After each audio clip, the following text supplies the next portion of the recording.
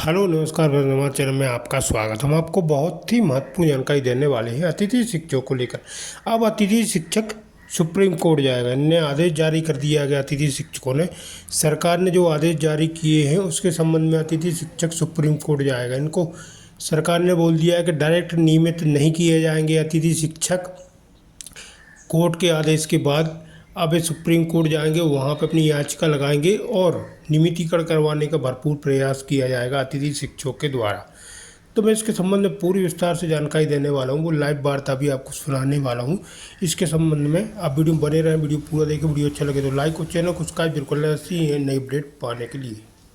मध्य प्रदेश के 70,000 से ज्यादा अतिथि शिक्षकों के लिए इस वक्त की सबसे बड़ी खबर यही है कि अतिथि शिक्षकों के मद्देनजर डीपीआई यानी लोक शिक्षण संचालनालय ने बड़ा फैसला किया है। और यह फैसला यह है कि जो 70,000 अतिथि शिक्षक हैं उन्हें डायरेक्ट नियमित नहीं किया जाएगा। यानी सरकार उन्हें डायरेक्ट नियुक्ति नहीं देने जा रही, जिसकी वो लंबे समय से मांग कर रहे थे। लगातार प्रदर्शन भी किए, तमाम तरह के आंदोलन किए अतिथि शिक्षकों ने। इन्होंने कहा कि इन्हें नियमित किया जाए, लेकिन इन्हें नियमित नहीं किया जा रहा है। बल्कि जो प्रावधान लोक शिक्षण संचालनालय दे रहा है, डीपीआई दे रहा है, वो ये कि जो 25% जब शिक्षकों की भर्ती होगी उसमें केवल 25% आरक्षण इन अतिथि शिक्षकों को दिया जाएगा। दरअसल एक याचिका हाईकोर्ट में लगाई गई थी और उसी हाईकोर्ट के आदेश के बाद यह फैसला डीपीआई ने दिया है। अतिथि शिक्षकों के मद्देनजर हाईकोर्ट के आदेश के बिहाफ पर यह व्यवस्था दी गई है। लेकिन स्वाभाविक है कि इस व्यवस्था से जो अतिथि शिक्षक हैं कम से कम वो सहमत बिल्कुल भी नहीं होंगे, क्योंकि 25% अगर आरक्षण मिलता भी है तो बाकी के जो 75% अतिथि शिक्षक हैं वो क्या करेंगे, जो अभी से नहीं बल्कि कई सालों से 5 साल 10 साल 15 साल से लगातार शिक्षण के कार्य में लगे हुए हैं। ऐसे में उनके सामने बहुत बड़ा संकट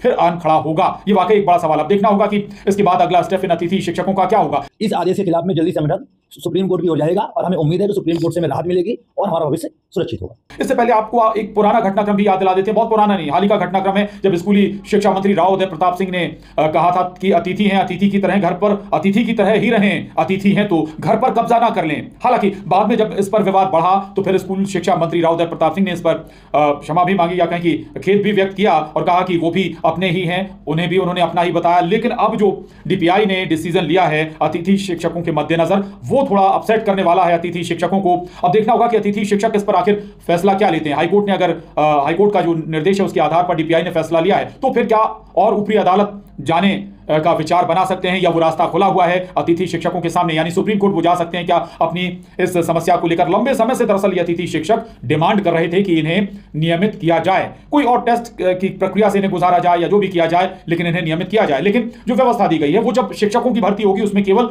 25% आरक्षण इन्हें दिया जाएगा। ये एक लिहाज से नाकाफी भी थोड़ा सा अतिथि शिक्षकों के मद्देनजर से देखें तो नजर आता है। तो वाकई में ये इस वक्त बड़ा जो मामला है अतिथि शिक्षकों के नजरिए से, अब ये जरूर देखना होगा कि सरकार के सामने भी दोबारा जो अतिथि शिक्षक है अपनी मांग रखेंगे। अब उस पर क्या विचार किया जाता है ये भी विचार करने वाला होगा, देखने वाला होगा, या फिर अदालत का दरवाजा खटखटाते हैं अतिथि शिक्षक। ये भी बहुत महत्वपूर्ण हो जाता है, क्योंकि अतिथि शिक्षक कुछ हजार नहीं बल्कि 70,000 से ज्यादा अतिथि शिक्षकों का ये भविष्य का मामला है और बहुत महत्वपूर्ण भी ये हो जाता है। हालांकि जो 25% जरूर आपको बता दें, 25% जो शिक्षक जिन्हें अतिथि शिक्षक जो 25% जिन्हें कोटा दिया जा रहा है वो उनकी भर्ती कैसे होगी। दरअसल जो अतिथि शिक्षकों का भी टेस्ट होगा और उसमें एक लिस्ट बनाई जाएगी, उनमें जो 25% ऊपर रहेंगे यानी कि टॉप 25% में रहेंगे, उन्हें ये मौका मिलेगा, या कहें कि उन्हें शिक्षक के तौर पर नियमित किया जाएगा ये। लेकिन बाकी जो अतिथि शिक्षक हैं उनके सामने अगर कहें तो वाकई एक बहुत बड़ा सवाल